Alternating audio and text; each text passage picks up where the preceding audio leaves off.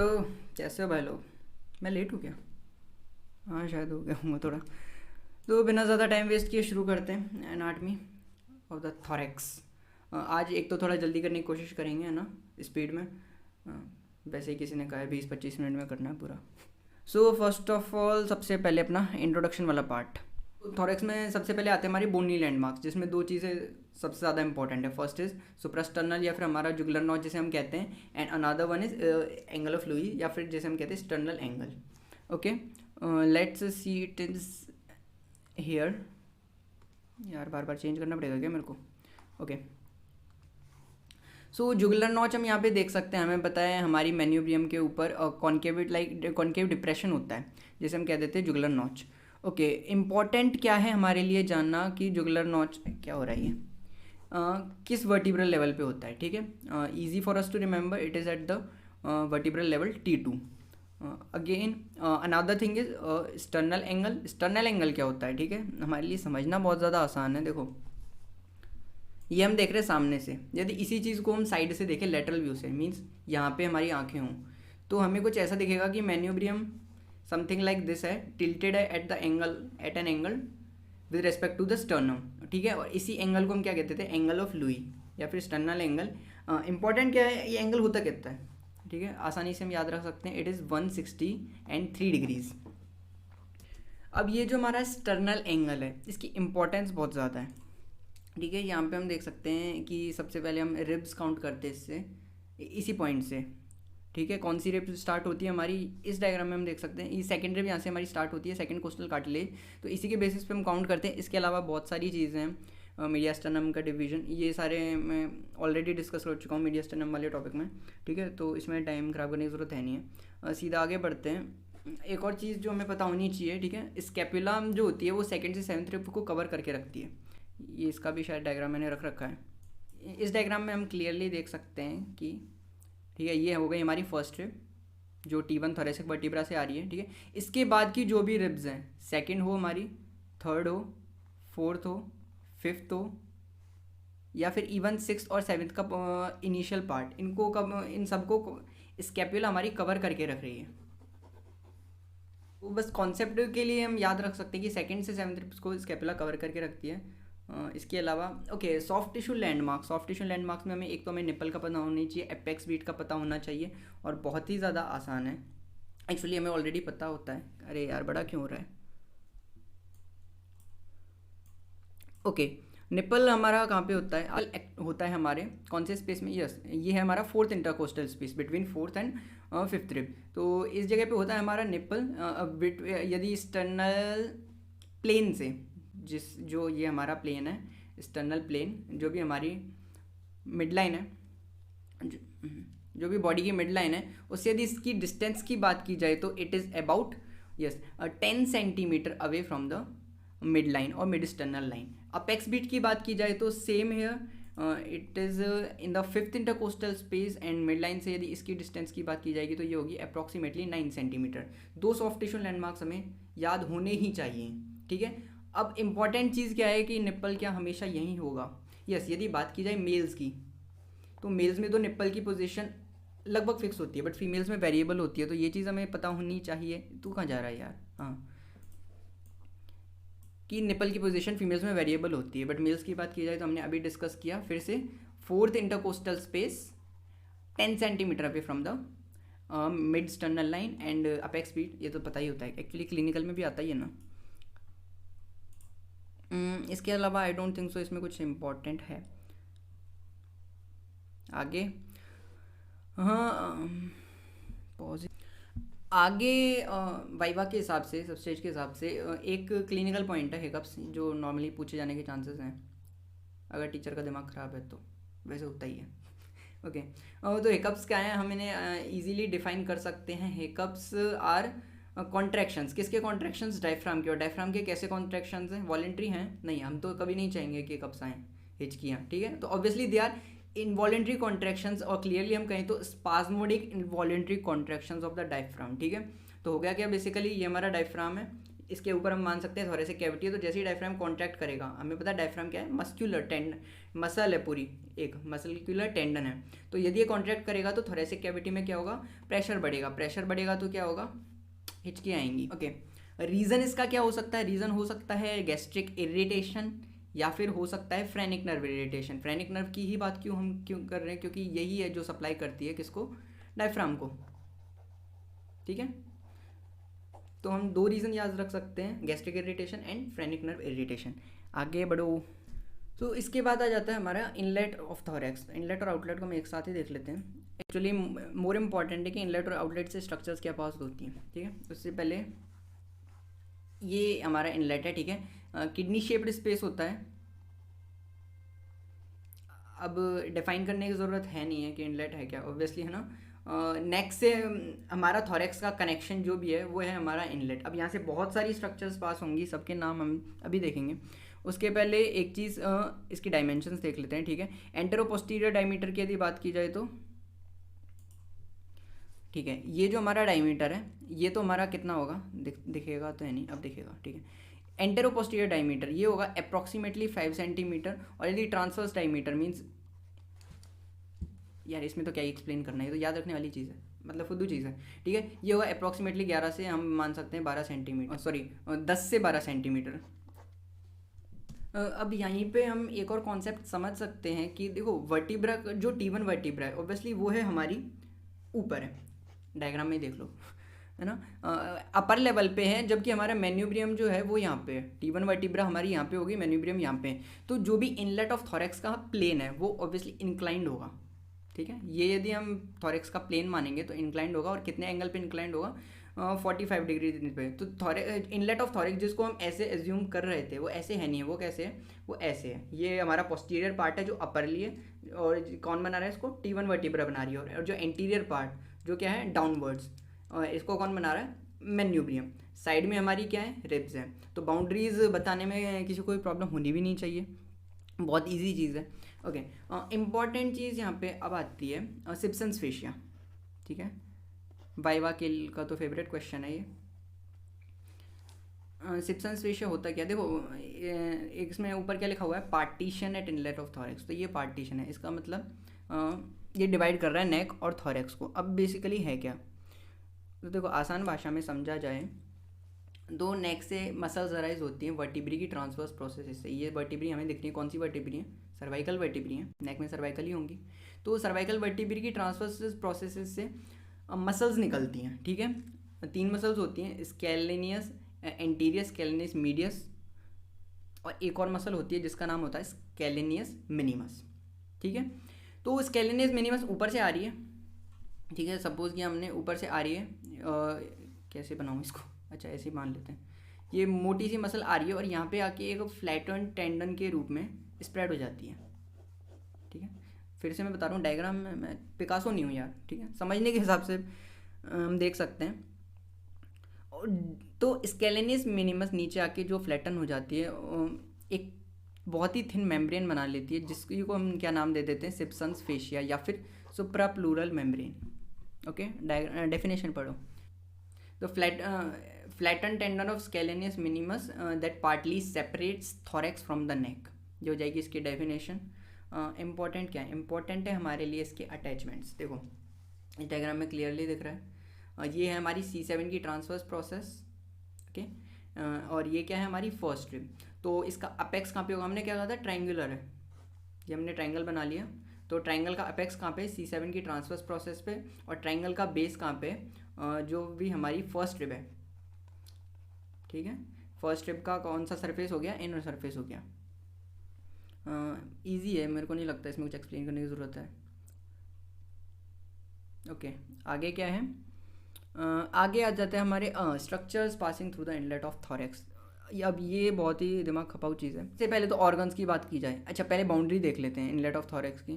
तो बाउंड्री में I don't think so कोई प्रॉब्लम होगी। क्या होगी, ऑब्वियसली लेटरली हमने अभी डिस्कस किया, रिब्स होंगी।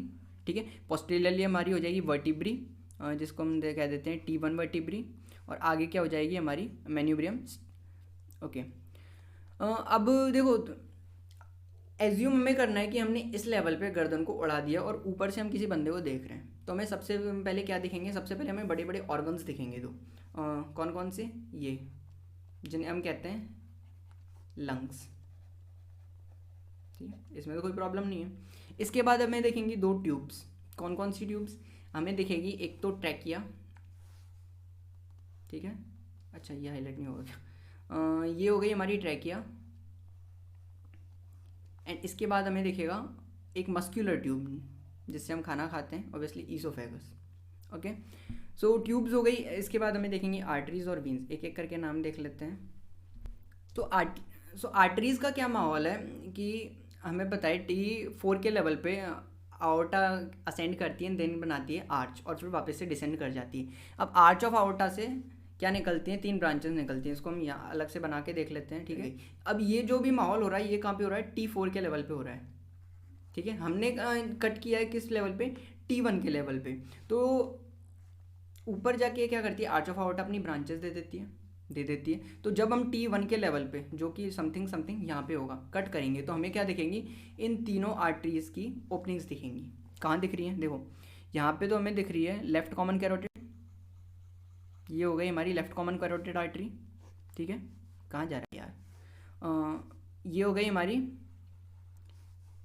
क्या हो गया? Subclavian artery. And the another one that we call as brachiocephalic artery, ये हो गई हमारी ब्रैकियोसेफेलिक आर्टरी। तो ये हमारी 3 ब्रांचेस ऑफ असेंडिंग आवर्टिक आर्च। इसके अलावा क्या दिखेंगी हमें? इसके अलावा दिखेंगी हमें thoracic arteries, internal thoracic arteries anteriorly and intercostal arteries posteriorly. देखो दिमाग पे ज़्यादा जोर डालना नहीं है, आसानी से देखो। एंटीरियरली क्या दिखी? इंटरनल थोरेसिक आर्टरीज, ओके, दोनों हो गई। और पोस्टीरियरली क्या है? हमारी इंटरकोस्टल आर्टरीज। ये आर्टरीज का ये माहौल हो गया। वीन्स देखते हैं। वीन्स में क्या है? वीन्स में 2 वीन्स मेजरली दिखेंगी फिर से। ब्रैकियोसेफेलिक वीन, अच्छा वीन तो नीली होती है ना, ओके। ब्रैकियोसेफेलिक वीन हो गई है हमारी। एंड इसके अलावा भी ब्रैकियोसेफेलिक ही हो गई, लेफ्ट और राइट ब्रैकियोसेफेलिक वीन हो गई। और कौन कौन सी वीन्स दिखती हैं? Same as arteries. 2 एंटीरियरली दिखेंगी जिनको हम कहते हैं inferior thyroid veins. Inferior thyroid veins जैसा इनका नाम सजेस्ट हमें कर रहा है, किसको? थायरॉयड को सप्लाई करने के लिए ऊपर असेंड कर रही हैं, और उसी के बीच में हमने काट दिया, तो इसलिए हमें 2 ओपनिंग दिखी इन्फीरियर थायरॉयड वीन्स की, ओके।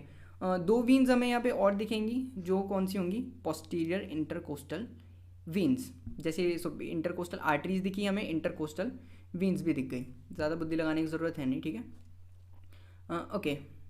अब बात आती है नर्व्स की।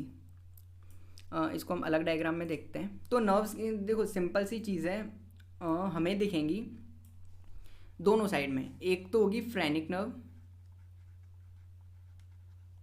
और एक होगी वेगस नर्व, ठीक है। सिमेट्रिकल है। राइट इधर हो जाएगी हमारी, इस साइड हो जाएगी लेफ्ट फ्रेनिक और वेगस नर्व, और इस साइड हो जाएगी राइट फ्रेनिक और वेगस नर्व। बस इंपॉर्टेंट चीज़ क्या है? इन दोनों का ओरिएंटेशन होता है डिफरेंट। कैसे? यहाँ पे हम देख सकते हैं जो लेफ्ट वेगस नर्व है वो है एंटीरियरली, और लेफ्ट फ्रेनिक नर्व है वो है पोस्टीरियरली। जबकि राइट साइड में सेम चीज़ क्या है? फ्रेनिक नर्व एंटीरियरली और वेगस नर्व पोस्टीरियरली है, ठीक है। तो इसको भी हम लेबल कर लेते हैं हमारे डायग्राम के हिसाब से, ओके। ये क्या हो गया? हमारी लेफ्ट वेगस नर्व क्योंकि एंटीरियरली है, if I am going right, and phrenic nerve posteriorly है लेफ्ट साइड में। एंड राइट साइड की यदि बात की जाए तो phrenic nerve anteriorly and vagus nerve posteriorly. इसके बाद हमें 2 नर्व्स दिखती हैं पोस्टीरियरली, जो है हमारी none other than sympathetic chain, ठीक है। सिंपैथेटिक चेन हमारी पूरे थोरैक्स में रन करती है, इवन एब्डोमेन तक जाती है, ठीक है। तो ये दोनों हमारे हो गई सिंपैथेटिक चेन्स। और इसके अलावा जो लास्ट नर्व्स हमें यहाँ पे दिख रही हैं दैट आर थोरेसिक नर्व्स, ठीक है, जो हमारी स्पाइनल कॉर्ड से निकल रही हैं, ठीक है। यहाँ पे हमारी ऑब्वियसली स्पाइनल कॉर्ड रन करेगी, तो स्पाइनल कॉर्ड जो ब्रांचेस दे रही है वो है ये थोरेसिक नर्व जो हमें यहाँ पे दिख रही हैं। गोलमोल हुआ होएगा ही, इतनी ज़्यादा चीज़ें हैं, ठीक है। नर्व्स हम दोबारा देख लेते हैं एक बार। हमने देखा वेगस फ्रेनिक नर्व हो गई, और सिंपैथेटिक चेन हो गई, और क्या हो गई? हमारी थोरेसिक नर्व्स। अब एक और इम्पॉर्टेंट नर्व है जो सिर्फ लेफ्ट साइड में दिखेगी, इसका नाम होता है लेफ्ट, अरे यार कहाँ चला गया, इधर आओ, recurrent laryngeal nerve. Okay, as the name suggest, ये किसको सप्लाई करेगी भाई साहब, ये करेगी लैरिंग्स को supply. Okay, inlet of thorax में हमें इसके अलावा 3 मसल्स और देखने को मिलती हैं, ठीक है, जो एंटीरियरली आपको मसल्स दिख रही हैं, देखो यहाँ पे ये मसल तो है ना, एक मिनट इसको, तो एंटीरियरली हमें 2 मसल्स देखने को मिलती हैं जो आके मैन्यूब्रियम पे अटैच होती हैं, ठीक है। कौन कौन सी, एक तो होती है हमारी sternohyoid, as the name suggest hyoid से आएगी, ये स्टर्नम पे अटैच होगी, and another one is sternothyroid. So sternohyoid sternothyroid हमें एंटीरियरली दिखेंगी, एंड पोस्टीरियरली एक हमें मसल यहाँ पे दिख रही है जिसका नाम होता है, इसको कहाँ लेके जाऊँ मैं, इधर रख देते हैं, लॉन्गस कॉलाई, ठीक है। तो I think inlet of thorax के बारे में तो ये काफ़ी था। अब यहाँ पे क्लिनिकल बात कर लेते हैं, ठीक है। एक टर्म आता है सर्वाइकल रिब, ठीक है, और हमें पता है रिब्स कहाँ से निकलती हैं, रिब्स T1 से लेकर T12 से, थोरेसिक वर्टिब्री से निकलती हैं, बट जैसा कि नाम दिया हुआ है सर्वाइकल रिब, मतलब सर्वाइकल वर्टिब्री से निकलती है। कौन सी सर्वाइकल वर्टिब्री से, लास्ट वाली सर्वाइकल वर्टिब्री जो होती है C7, ठीक है। अब ये सब में तो नहीं होती है ना, सब में नहीं होती, कितने में होती है, 0.5% सब्जेक्ट्स में ये होती है, बस इतना ही बहुत है, ठीक है। अनादर थिंग यहाँ पे दे रखा है नैरोइंग ऑफ आउटा, जिसको हम कॉक्टेशन भी कहते हैं, ठीक है। तो कॉक्टेशन ऑफ आउटा में क्या होगा, देखो सिंपल सी चीज़ है, यहाँ पे आउटा का क्या होगी, नैरोइंग हो गई, तो अब ब्लड की सप्लाई के लिए कुछ तो करना पड़ेगा ना बॉडी को कंपनसेट करने के लिए, तो कंपनसेट करने के लिए क्या होता है, कोलेटरल सर्कुलेशन डेवलप हो जाता है। कोलेटरल सर्कुलेशन में क्या होता है, जो भी हमारी इंटरकोस्टल आर्टरीज है, जिसके बारे में हमने अभी देखा इनलेट ऑफ थोरेक्स में, इंटरकोस्टल आर्टरीज हमने देखी थी।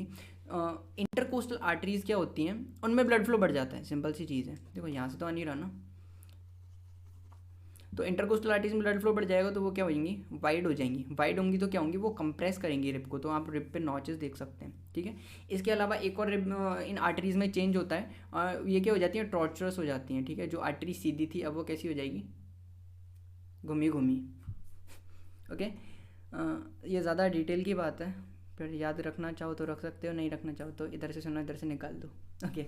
इंपॉर्टेंट क्या है जो याद रखना ही है, that is thoracic inlet syndrome, ठीक है। इसमें कुछ नहीं है, थोरेसिक इनलेट में देखो सिंड्रोम का मतलब क्या हो सकता है, या तो हो सकता है इन्फ्लेमेशन हो जाए, या फिर कंप्रेशन हो जाए, स्ट्रेचिंग हो जाए, मतलब इनलेट में कुछ ना कुछ लोचा है। और हमें जो चीज़ याद रखनी है कि लोचा होगा तो सबसे ज़्यादा असर किसको पड़ेगा, 2 चीज़ों को, सबक्लेवियन आर्टरी और फर्स्ट थोरेसिक नर्व, जो स्ट्रक्चर्स हमने देखी, बस बहुत है।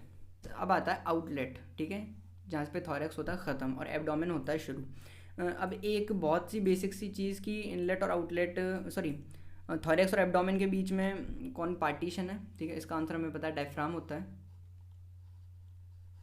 ठीक है। तो डायफ्राम में ही क्या होंगी, ओपनिंग्स होंगी, ओपनिंग्स होंगी जिससे थोरेक्स की स्ट्रक्चर्स एब्डोमेन तक पहुंचेंगी। अब हमें 3 ओपनिंग मेजरली याद रखनी है, ठीक है। पहली मैं कह देता हूँ, जिसको हम नाम देते थे कैवल ओपनिंग, जहाँ से क्या निकलती है, इंफीरियर वेना कावा। दूसरी हम कह देते हैं ईसोफेजल ओपनिंग, जहाँ से ईसोफेगस निकलता है। और तीसरी हम कह देते हैं आओर्टिक ओपनिंग, जहाँ से हमारी आओर्टा निकलती है, ठीक है। अब हमें पता है क्योंकि डायफ्राम, जैसा कि इस डायग्राम में फ्लैट दिखा रखा है, डायफ्राम फ्लैट होता नहीं है। डायफ्राम कैसा होता है, डायफ्राम होता है समथिंग लाइक दिस, ठीक है। जो एंटीरियर पार्ट है वो सुपीरियरली होता है और किससे अटैच्ड होता है, यस, जैसा इस डायग्राम में दिख रहा है, जीफी स्टर्नम से यहाँ पे डायफ्राम अटैच्ड है, और पोस्टीरियर पार्ट जाके कहाँ पे पहुँच जाता है, ये T12 वर्टिब्री तक। तो सेम एज हमने देखा इनलेट भी हमारा स्ट्रेट नहीं था, देखो इनलेट भी हम देख सकते हैं यहाँ पे भी इंक्लाइंड है at an angle of what we see as 45 degree. तो ऐसे डायफ्राम भी स्ट्रेट नहीं है, तो इसीलिए जो डायफ्राम की ओपनिंग्स होंगी ना वो अलग अलग लेवल पे होंगी। सो कैवल ओपनिंग होती है वो होती है हमारी T8 के लेवल पे, याद रखना बहुत आसान है। ईसोफेजल पहुँच जाएगी T10 पे और आउटिक पहुँच जाएंगी हमारी T12 पे। वीना कब अपने साथ राइट फ्रेनिक नर्व को लेके आती है और ईसोफेगस अपने साथ दो नर्व्स को लेके आता है मेनली। कौन सी? वेगस, दोनों साइड की, राइट और लेफ्ट वेगस। अब यहाँ पे आपको लेफ्ट वेगस एंटीरियरली दिख रही होगी क्योंकि होती है एंटीरियरली। अच्छा, याद क्या हमें रखना है? वीना कावा लेके आई फ्रेनिक नर्व को, ईसोफेगस लेके आया वेगस नर्व को, दोनों साइड की। इसके अलावा आपको ये भी दिख रही है कुछ नीली लाल। नीली लाल क्या होती है? आर्टरी वीन्स होती हैं। और ये कौन सी आर्टरी वीन्स है? ये एक्चुअली ब्रांचेज हैं। कौन किसकी ब्रांचेज हैं? ये हैं लेफ्ट गैस्ट्रिक आर्टरी की ब्रांचेज। ठीक है, अब लेफ्ट गैस्ट्रिक आर्टरी कहाँ से आती है? ये यदि एब्डोमेन पढ़ रखा हो तो हमने पढ़ा था सिलिएक ट्रंक। सिलिएक ट्रंक से बहुत सारी ब्रांचेस निकलती हैं, इतना बुद्धि का उपयोग करना ही नहीं है। ठीक है, हमें तो सिंपली बस ये याद रखना है कि ईसोफेगस लेके आता है वेगस नर्व को साथ में, और यदि याद रख सको तो लेफ्ट गैस्ट्रिक आर्टरी की ब्रांचेस। ओके, आउटा क्या लेके आती है साथ में? ठीक है, आउटा लेके आती है थोरेसिक डक्ट को और इजाइगस वीन को। Thoracic duct, azygos vein. And इसके बाद आते हैं हमारे वो स्ट्रक्चर्स जो क्रस को पियर्स करते हैं। देखो डायफ्राम में क्रस होता है, एक बार देख लो इसको ढंग से। एक्चुअली मेरे को ये डायग्राम बड़ा पसंद है, ये वाला, है ना। देखो यहाँ पे हमें दिख रहा है डायफ्राम की क्या है, यहाँ पे आके फ्लैटन हो जाता है और लॉन्ग टेंडन दे देता है, जिनको हम कह देते हैं क्या? क्रस। तो राइट और लेफ्ट क्रस है। इंपॉर्टेंट क्या है हमारे लिए जानना? आप देख सकते हो जो राइट वाला क्रस है वो क्या है? लंबा है। ठीक है, इसके अलावा देखो ध्यान से देखो, यहाँ देखो ये वाली जो ओपनिंग है इसको हमने कह दिया था कौन सी? ये हमारी केवल ओपनिंग। ये वाली ओपनिंग जो दिख रही है ये है हमारी ईसोफेजल ओपनिंग, और ये है हमारी आउटिक ओपनिंग। आउटिक ओपनिंग हमारी लाइंड होती है मीडियन आर्कुएट लिगामेंट से। लिगामेंट के लिए ही हमने इसको वापस देखा है। तो यहाँ पे जो लिगामेंट इसको कवर करके रखेगा इसको हम कहते हैं मीडियन आर्कुएट लिगामेंट। फिर से कंफ्यूज नहीं होना, मीडियन आर्कुएट लिगामेंट, क्योंकि ये बीच में है। ठीक है, जबकि साइड में क्या होता है? साइड में भी इसके नीचे स्पेसेस होते हैं जिनको भी लिगामेंट्स कवर करके रखते हैं। और ये लिगामेंट, क्योंकि लिगामेंट एक ही है बट फोल्ड्स दो बना रहा है। ठीक है, ये समथिंग लाइक ऐसे आके दो फोल्ड्स बना लेता है। तो जो मीडियल साइड है उसको हम नाम दे देते हैं मीडियल आर्कुएट लिगामेंट। ठीक है, फिर से कंफ्यूज नहीं होना, ये दो अलग अलग लिगामेंट्स हैं। तो ये वाला हो जाएगा हमारा मीडियल आर्कुएट लिगामेंट, और ये हो जाएगा हमारा लेटरल आर्कुएट लिगामेंट। ठीक है, तो हमने तीन लिगामेंट्स देख लिए। फिर से हम देखते हैं median arcuate ligament, medial arcuate ligament और लेटरल। ठीक है, अब मीडियन आर्कुएट लिगामेंट हमने देखा किसको कवर कर रहा था? आउटिक ओपनिंग को। सेम ऐसे मीडियल और लेटरल आर्कुएट लिगामेंट से भी कुछ स्ट्रक्चर्स निकलती हैं, और उन्हीं स्ट्रक्चर्स को हम यहाँ पे देखते। देखो ये है हमारा मीडियल वाला आर्कुएट लिगामेंट और ये हमारा लेटरल वाला आर्कुएट लिगामेंट, दोनों साइड होंगे। ठीक है, सिंपल सी चीज़ है, मीडियन आर्कुएट लिगामेंट से हमारी सिंपैथेटिक चेन निकलेगी। यही सिंपैथेटिक चेन जो हमने इनलेट ऑफ थॉरैक्स में भी देखी थी पोस्टीरियरली। ठीक है, तो वहीं पीछे से पास होते होते ये अपने रास्ते पे चलती है, सीधी निकल जाती है। ओके, और लेटरल आर्कुएट लिगामेंट से फिर से मैं कह देता हूँ, ये मीडियल है, ये लेटरल आर्कुएट लिगामेंट से क्या क्या निकल रहा है? लेटरल आर्कुएट लिगामेंट से निकलती हैं सब कोस्टल वेसल्स एंड नर्व। आसान है हमारे लिए याद रखना, सब कोस्टल वेसल्स एंड नर्व। फिर से ये पोस्टीरियरली होती हैं, है ना। तो यहाँ से हमारी निकल गई सिंपैथेटिक चेन और यहाँ से हमारी निकल गई सब कोस्टल वेसल्स एंड नर्व। अब इसको क्या हो गया? अब एक चीज़ बच गई जो हमारी पियर्स कर रही है क्रसेस को। तो क्रस को पियर्स करती है हमारी क्लेटर और lesser splanchnic nerve. Okay, easy for us to remember. फिर से एक बार देख लेते हैं, इंपॉर्टेंट है चीज़, इधर आ जाओ। ठीक है, ओहो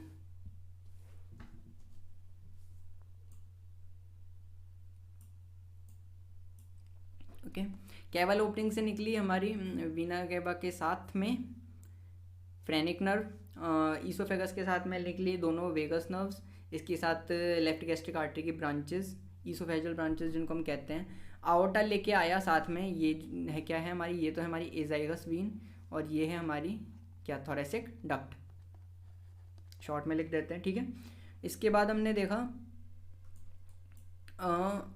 medial arcuate ligament. Medial arcuate ligament से निकल रही थी sympathetic chain, lateral arcuate ligament से निकल रही थी सबकोस्टल वेसल्स, और क्रस को पियर्स कर रही थी ग्रेटर और लेसर स्प्लेंचनिक नर्व्स। अब सब स्टेज या फिर वाइवा के हिसाब से most important part, that is bones. तो रिब्स में इम्पॉर्टेंट पार्ट है हमारा आगे लिगामेंट्स, ठीक है। तो हमें ये 5 लिगामेंट्स बेसिकली याद रखने ही हैं, 5 है ना, ओके। एक तो होता है हमारा रेडिएट लिगामेंट, इसके अलावा इंट्राआर्टिकुलर लिगामेंट, इसके बाद कॉस्टो ट्रांसफर्स होते हैं, जो हम कह देते हैं इन्फीरियर कॉस्टो ट्रांसफर है, सुपीरियर और लेटरल कॉस्टो ट्रांसफर्स है। अब देखो होते कैसे हैं ये हमें इस डायग्राम में क्लियरली दिखेंगे। अरे यार नॉट अगेन, ठीक है। ये हम किसी भी रिब का पोस्टीरियर व्यू देख रहे हैं और यहाँ पे हम इजीली देख सकते हैं, ठीक है। ये क्या है हमारा रेडिएट लिगामेंट, ठीक है। इसके बाद हम यहाँ पे देख सकते हैं सुपीरियर कोस्टो ट्रांसवर्स लिगामेंट, देखो नाम ही दिखा रहा है, रेडिएट मतलब रेडियली होगा, तो पीछे से 2 पार्ट में जाके डिवाइड होता है और दोनों वर्टिब्री से अटैच होता है, ऊपर वाली प्लस नीचे वाली। और superior costo transverse ligament transversely जाएगा, ठीक है, कौन सी सुपीरियर ली, सिंपल है। ऐसे ही हमें इस व्यू में नहीं दिखेगा, बट यहाँ पे हमें दिख रहा है कौन सा इन्फीरियर कोस्टो ट्रांसवर्स लिगामेंट,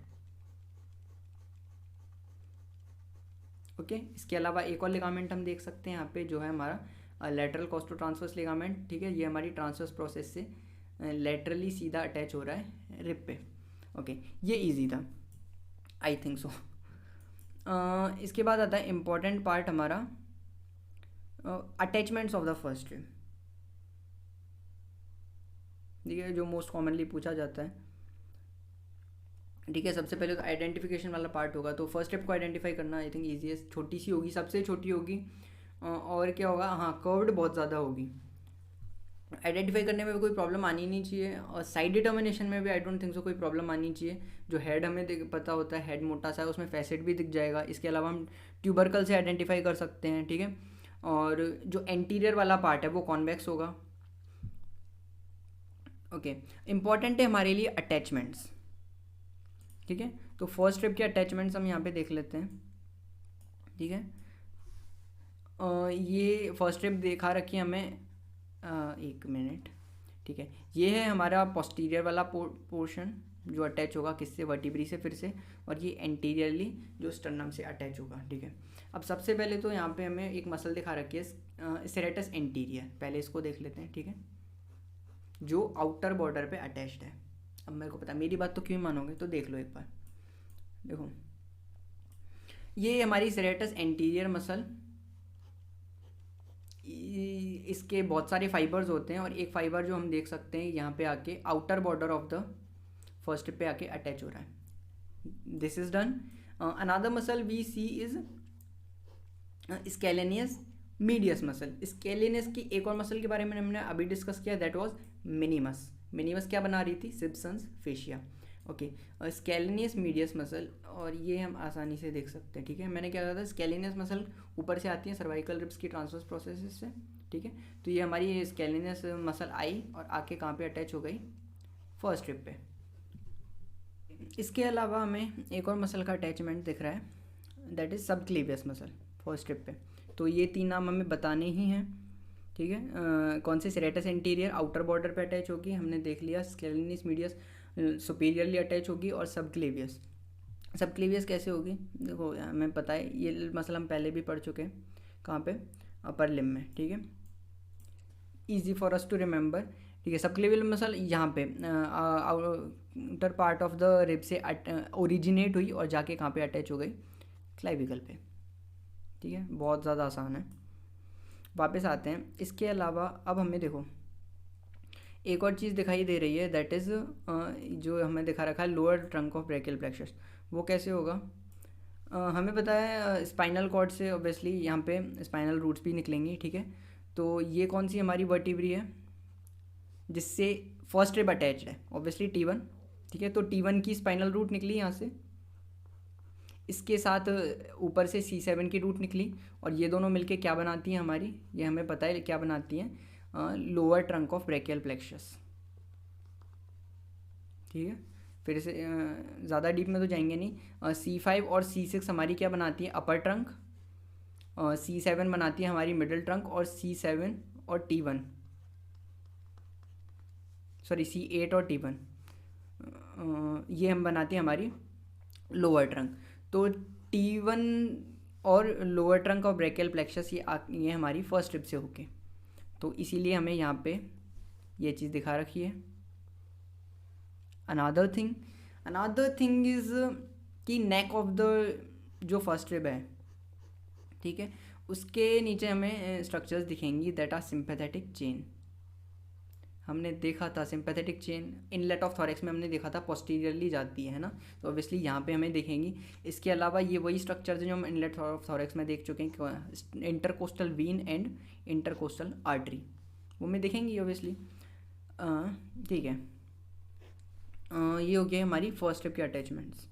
और क्या क्या पूछा जा सकता है वाइवा में? इसके बाद आती है टिपिकल और एटिपिकल रिब्स में बेसिकली डिफ्रेंशिएशन पूछते हैं, तो उसमें कुछ खास है नहीं है।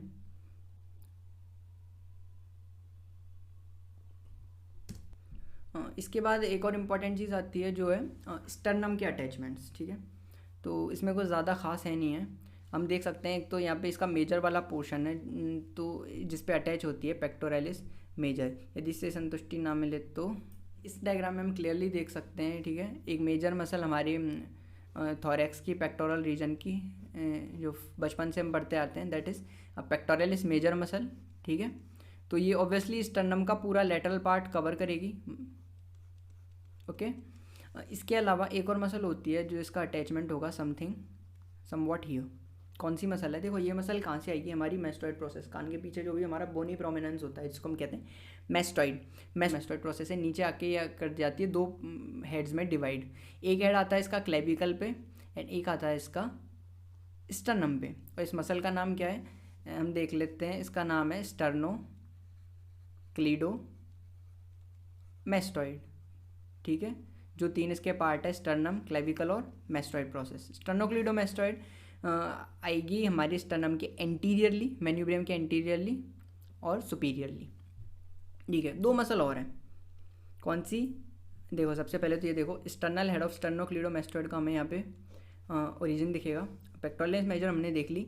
इसके बाद एक तो रेक्टस एब्डोमिनिस मसल है, वो ज़ीफॉइड प्रोसेस पे आएगी, नॉट मोर इम्पॉर्टेंट है हमें अब जब मेन्यूब्रियम का पोस्टीरियर एस्पेक्ट हम देखेंगे, ठीक है, तो टीचर पूछेगा कि यहाँ पे क्या अटैच होता है, ठीक है, और हम दो मसल्स का नाम बताएंगे and they are स्टर्नोहायोइड and स्टर्नोथायरॉइड।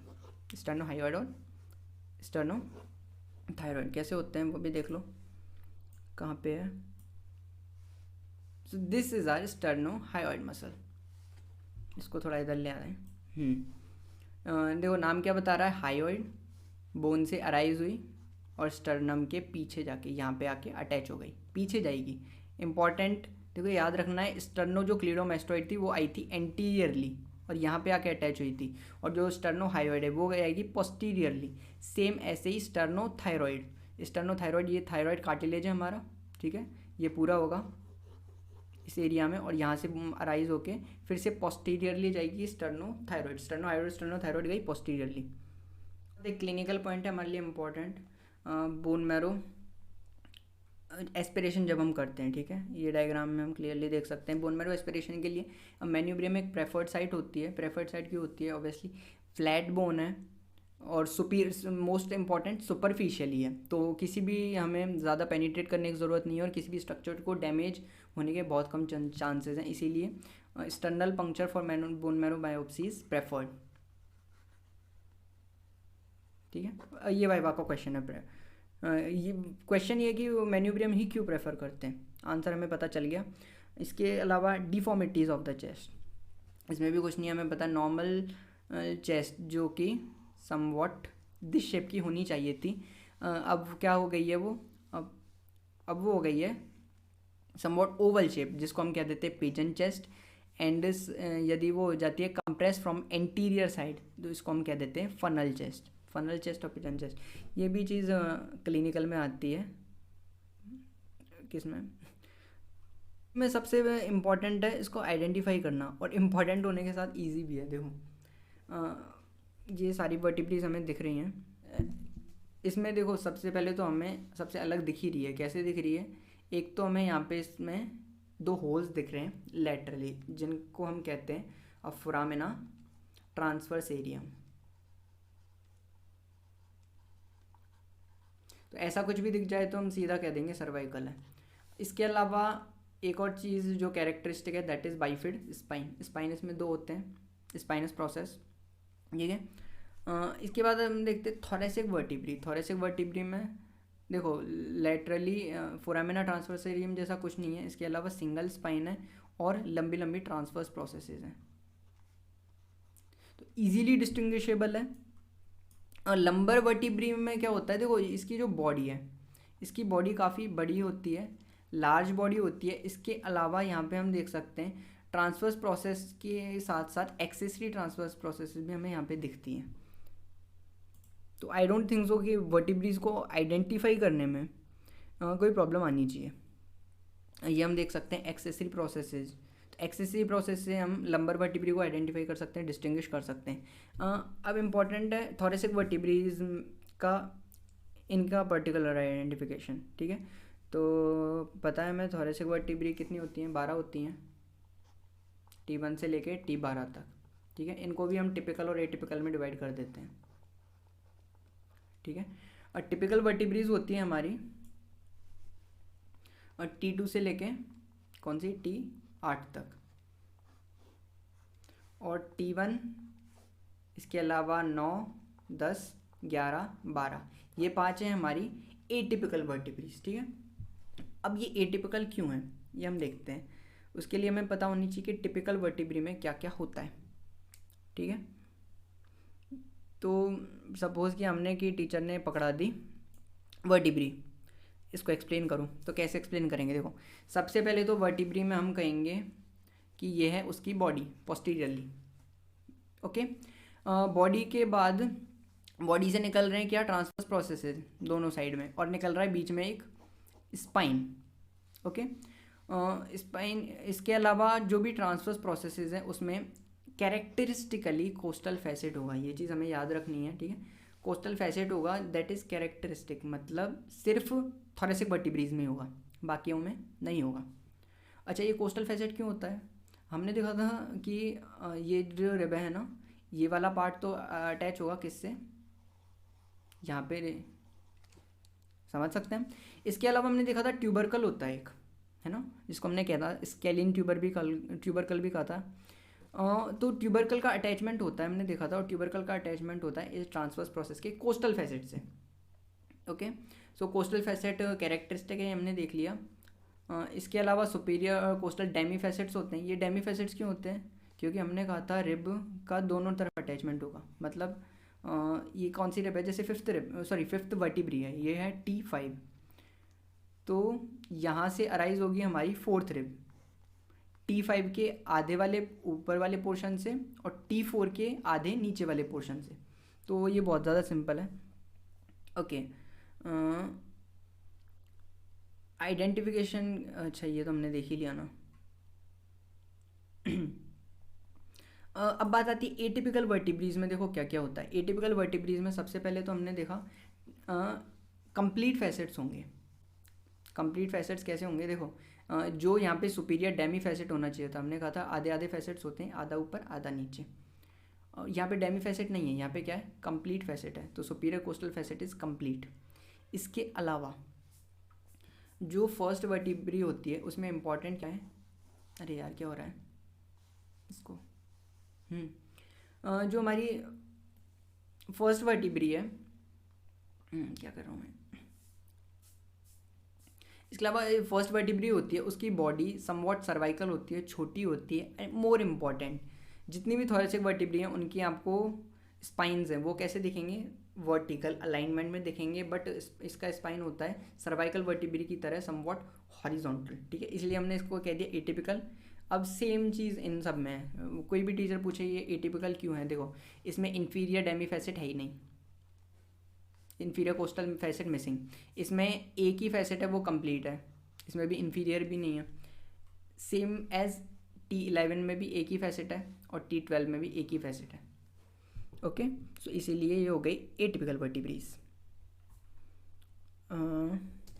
Okay. इसके बाद आ जाती है हमारी muscles of the thoracic wall, ठीक है। तो 3 मेजर मसल्स हैं, सीधे नाम याद रख सकते हैं हम, एक्सटर्नल इंटरकोस्टल, इंटरनल इंटरकोस्टल और ट्रांसवर्सस थोरेसिस, जिसके 3 पार्ट है, सबकोस्टलिस, इंटरकोस्टलिस इंटीमायो, स्टर्नोकोस्टलिस। सो हमें यहाँ पे याद रखना है कि इन मसल्स के फाइबर्स की डायरेक्शन कैसे होती है, ठीक है। देखो एक्सटर्नल इंटरकोस्टल मसल यहाँ पे हम देख सकते हैं, ये जाएंगे मीडियली, डाउनवर्ड्स, फॉरवर्ड्स और medially, they run downwards, forwards and medially, और इनके ऑपोजिट डायरेक्शन में रन करेंगे इंटरनल इंटरकोस्टल मसल के fibre, that is downward, backwards and laterally, और सेम डायरेक्शन में ट्रांसवर्सस थोरेसिस के फाइबर्स रन करते हैं। ओके, नर्व सप्लाई क्या होती है मसल्स की, that is it is intercostal nerves, इसमें कुछ खास है नहीं है। इम्पॉर्टेंट है हमारे लिए alignment of the neurovascular bundles,